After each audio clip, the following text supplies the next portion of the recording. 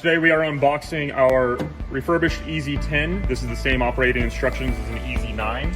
When you get it, you want to turn this handle all the way and this door will open. Inside we have our power cord as well as a drain tube, and this particular one comes with a tray removal tool.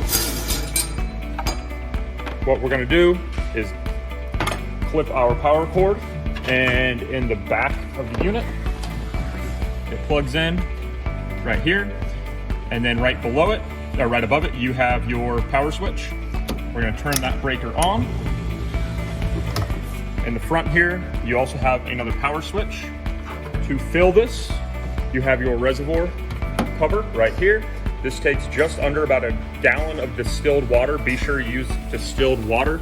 It should be about an inch below that brass block. To operate this, you shut the door, tighten this handle. When you are tightening this handle, you will see where it says door closed. That does not mean that this is not going to leak. You have to ensure it is actually tight. Once this is tight, you can select what cycle you want. These are fully programmable. So this is my unwrapped. So if I want to change my sterile time from 10 minutes to 4 minutes, I can press my sterile time and then my up and down to whatever I want to change that to.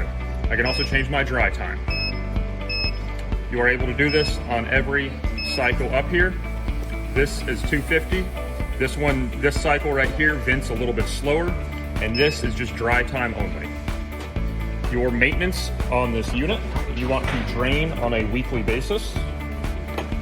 With the provided drain tube, right here's your drain. You can hook this up and either put it into a bucket or a close by sink and turn this.